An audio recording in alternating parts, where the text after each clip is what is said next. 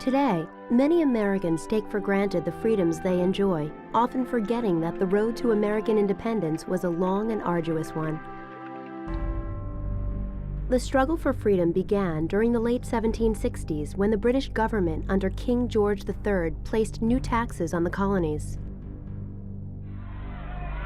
Angry colonists rebelled. Parliament did lift all taxes but one, the tea tax. One night, a group of colonists refused to allow British tea to be unloaded in what's known as the Boston Tea Party. Disguised as Native Americans, they boarded the ship and dumped more than 340 chests of tea into the water.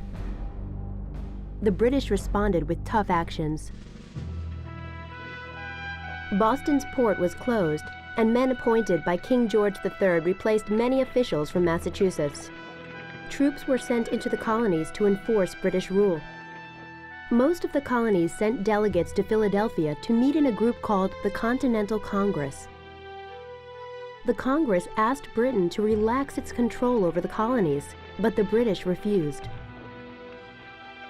Then, on April 19, 1775, a force of British troops tried to seize arms and ammunition colonists had gathered in Concord, Massachusetts.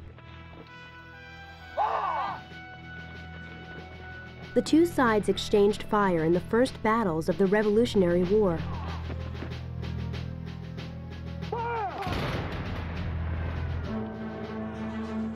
Underlying this unrest were more than issues of taxes. Colonists felt they were fighting for their rights. They made this claim based on the ideas of the Enlightenment. The Enlightenment was an intellectual movement that celebrated human reason and science, as well as freedom from tyrannical government and religious persecution. One Enlightenment thinker in particular, an English philosopher named John Locke, had an enormous influence on the thinking of colonists. In the late 1600s, Locke had written that a government is only legitimate if it protects an individual's rights to life, liberty, and private property. He went further, saying that people have the right to overthrow a government that violates these rights.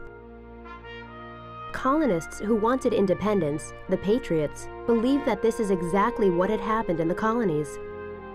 The British government, they said, had violated colonists' rights with its unfair taxes and other harsh actions. Still, when the fighting broke out, only about 1/3 of the colonists favored a rebellion. Another third supported the British government. These people, called Loyalists, thought the colonists' complaints could be settled peacefully and believed the Americans could never win a war against the powerful British Army. The remaining third were indifferent. Slowly but surely, opinions began to shift. Enlightenment philosophy played a role in helping that shift take place. Enter Thomas Paine, an Englishman who had recently arrived in America. Paine, familiar with Enlightenment thinking, felt Americans' rights were being stifled by the tyrannical British government. In January of 1776, Paine published a 47-page pamphlet in which he argued strongly for American independence. The pamphlet was called Common Sense, and in it, Paine used forceful, everyday language to attack the idea that the British king should rule the American colonies. He also declared that American independence would be a victory for humans everywhere.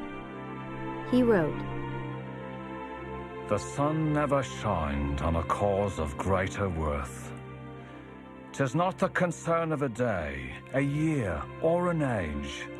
Posterity will be affected, even to the end of time." Within 3 months, 120,000 copies of Common Sense had been printed and were being read aloud throughout the colonies in taverns, schools, pulpits, and street corners. Paine's words helped convince many Americans that the cause of independence was a just one. Then, on June 7, 1776, a delegate from Virginia named Richard Henry Lee addressed the Second Continental Congress in Philadelphia. He offered a resolution. That these united colonies are free and independent states, that they are absolved from all allegiance to the British Crown. The Congress appointed a committee to draft a Declaration of Independence. The committee assigned Thomas Jefferson, its youngest member, to write the Declaration. Jefferson borrowed ideas from fellow Virginian George Mason. Mason had just written a new constitution for Virginia in which he stated that all men are, by nature, equal, free, and independent, and enjoy their inherent rights to life and liberty. Mason himself had based these words on the Enlightenment ideas of John Locke. After working 2 days and 2 nights, Jefferson completed the first draft of the Declaration of Independence. In the spirit of the Enlightenment, he wrote, "We hold these truths to be self-evident, that all men are created equal, that they are endowed by their Creator with certain unalienable rights, that among these are life, liberty, and the pursuit of happiness." Using the logic of the Enlightenment, Jefferson outlined the reasons why the colonists were justified in separating from Britain. He wrote that King George had violated the colonists' rights and that the American people had the right to change an unjust government. On July 2, 1776, the Continental Congress voted in favor of independence. 2 days later, it approved the final version of Jefferson's Declaration of Independence.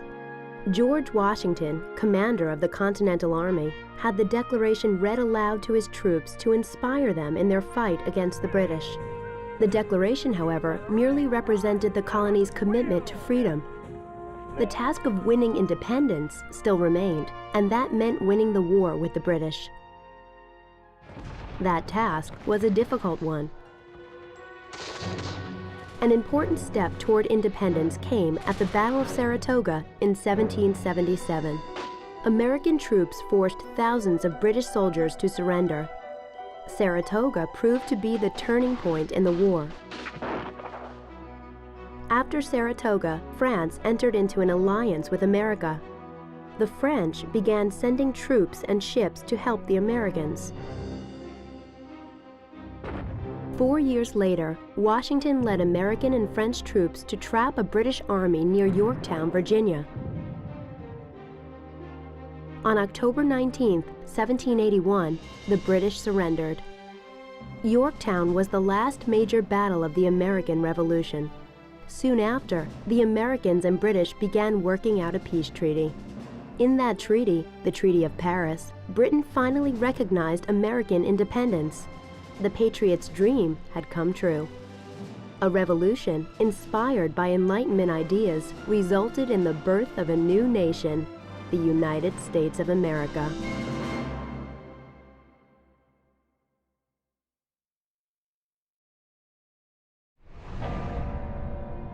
Was Paine right about the role of the American Revolution in world history? How does the Declaration of Independence reflect Enlightenment thought?